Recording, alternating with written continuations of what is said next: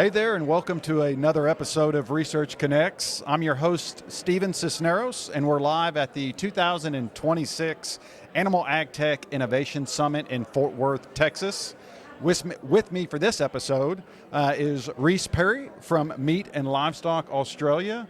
Rhys, welcome to the show. Thank you. Good to be here. So give us a little background about Meat and Livestock Australia and what y'all do for the benefit of the agriculture industry on a global scale. Yeah, I guess, so Meat and Livestock Australia is a service provider to the Australian red meat industry, so beef, sheep and goat producers. We have both marketing and market access services and also research and development. We're funded through a mixture of producer check-off levies and also matching payments from the federal government. So we're fortunate. We invest about $150 million a year in R&D and about $70 million a year in marketing and market access. So we'll look at a whole range of things across the production, supply chain, everything from genetics to ag tech, sustainability solutions. That's awesome. So I want to kind of maybe dive a little bit deeper into this. And so just genetics, ag tech, sustainability, you see many kind of innovations, right, in your role. Right now, I mean, what is some emerging technology specific in the animal ag industry that has you excited? Yeah, I think it's probably, the thing that's most exciting is maybe the enabling layer of the cost of compute coming down.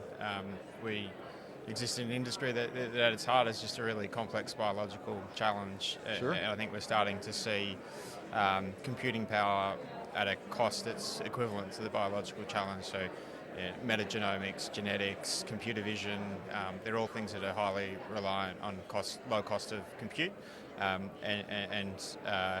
I think across a whole spectrum of solutions, whether that's the cost of new pharmaceutical actives coming down, at least in the discovery phase, computer vision for evaluating animal traits, and I think they're either things that are either currently launching on market in the computer vision space, or they're very close to launching. So with that, I mean, there's obviously a tremendous amount of just rapid technological change. I mean, we talked about computing power, AI. As a research organization, we're always interested in how can we better serve the producers and the companies that are either going to be users of this technology or that are actually developing the technology. So can you expand on that a little bit about what your thoughts are on kind of research and the role that it plays in this space? Yeah, I think in terms of research, it's obviously enabling a whole new field of solutions that can be produced or created for producers, ranchers to adopt.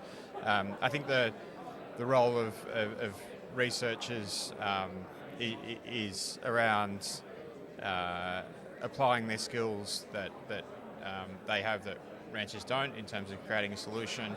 I think there's a layer there of making sure that the solution is grounded in reality and applicability, or at least there's a path to applicability within the ranch. You don't want to limit people's thinking by saying it must be adoptable in that current format today, but it's, have you thought through how this might be? You might get the cost reduction down, or the value creation out of as an end point. So I think for researchers, that's probably the perpetual research versus commercial application tension is allowing yourself the freedom to think and not limiting what a possible solution should be, because you don't know where creativity sparks from. Sure. But then ultimately making sure that you're not spending too much time playing in the clouds before you bring that back to a question of, is this ultimately going to be something that's commercially adoptable by a producer? No, I think that's a great point. All right, I know you are a busy man and you have many people to talk to, so I'm going to ask you one last question.